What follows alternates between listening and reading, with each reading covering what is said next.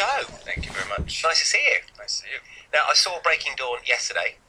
Really, really enjoyed it. Cool. To someone who's never seen one of your Twilight films, how would you describe it?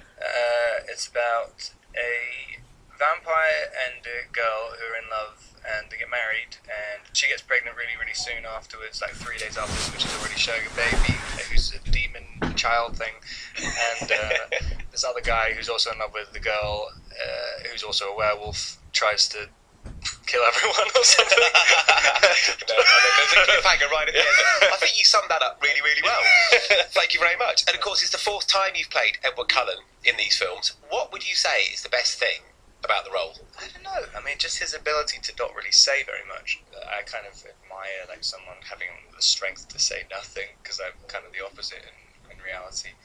But yeah, I mean, it's kind of nice playing a character who's kind of more of a like a symbol, I guess. Like, it's not really, he's sort of an alien. How did you find what is quite a steamy scene with your lady, of course, Kristen?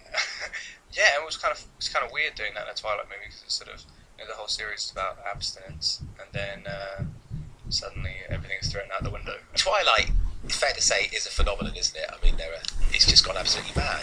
Did you expect it to get to the level that it's got to? No, not at all. And because it sort of came out nowhere. I mean, it's really strange to know, but it's like 3.5 years later. We did the LA premiere last night, and it was bigger than the first one.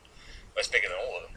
So it's so strange, and people have just connected to it in such a profound way, and I don't know, it's the greatest thing in the world. Because obviously, having started in Harry Potter, did you expect your career to go this way? Not really. I mean, after Harry Potter, I went to do really, really small things afterwards.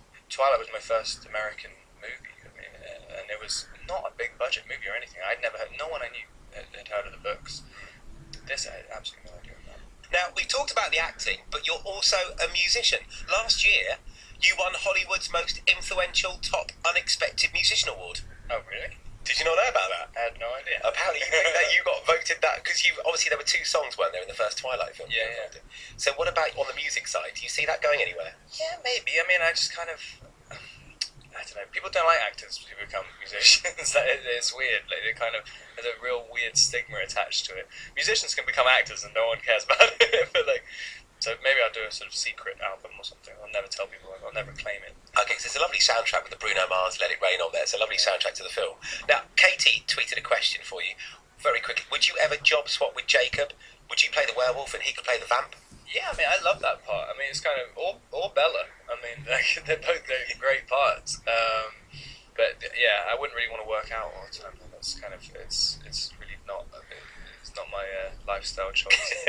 And of course, Christmas coming up. What are you going to be doing for Christmas and the New Year? I don't know yet. I actually genuinely don't know. I've been so kind of jam-packed with stuff up until now. I haven't even had time to think about it. And now Christmas is like 3 weeks away or whatever. It's what always happens to me. I end up just figuring out what I'm going to do about 4 days before Christmas. So I can imagine New Year. You know that setting where you go on the honeymoon with Bella? Absolutely beautiful. What a location. And also the place where we were staying, which is about 5 minutes away from there, was better than the actual set. And I would love to go back there, and now I can never go there. Well, again. I'm sure they could do you a deal. Hopefully, Well, whatever you plan on doing for Christmas, have a lovely time. Thanks. Best of luck with the film. It's going to be huge. And thanks for talking to us here at Heart. Thank you very much. Thank you, Robert.